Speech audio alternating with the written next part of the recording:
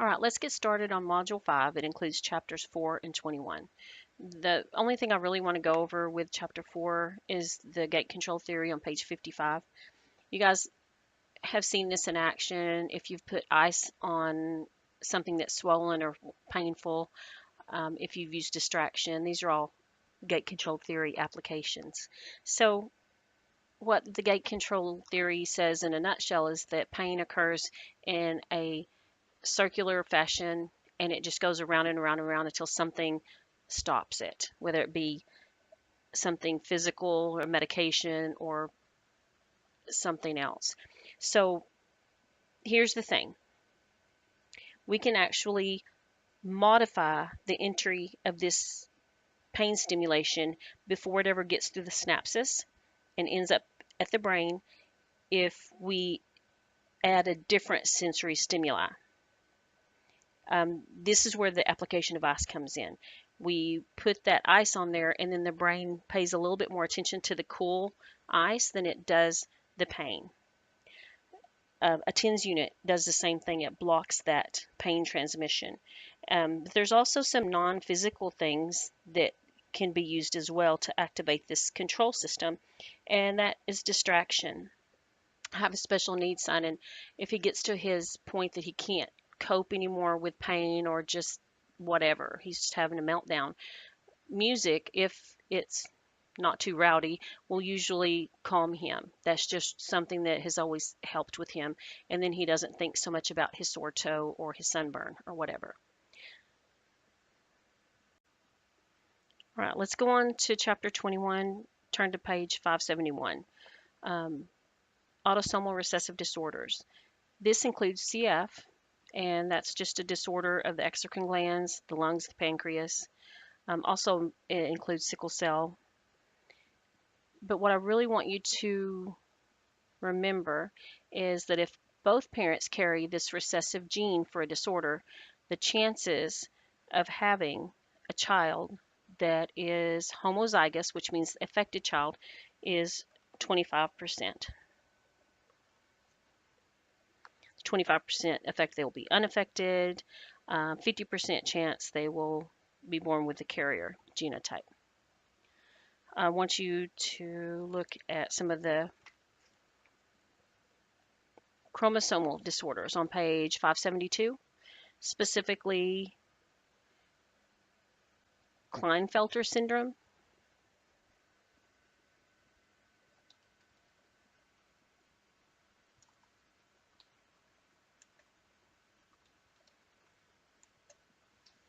This usually occurs in males, and they have an extra X chromosome. So they will have an XXY,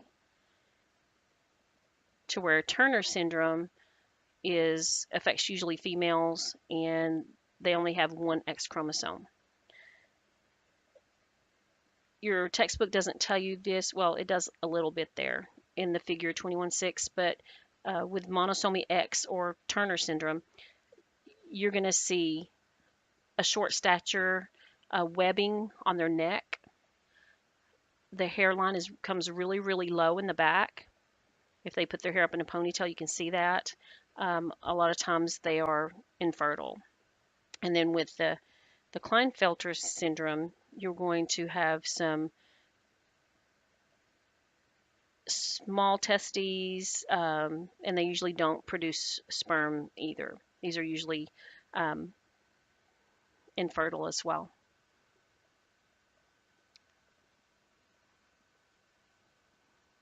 Look at congenital. What does congenital mean? Congenital usually means that it's something that happened during replication. I didn't write the page number down there. It's going to be in some of your blue terminology. Something that's congenital, you're going to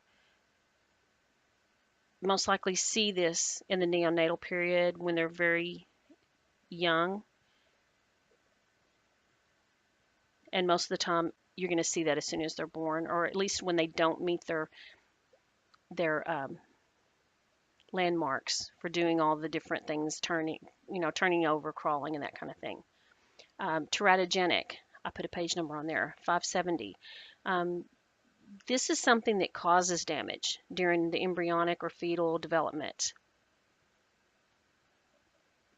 This could be something from exposure to drugs.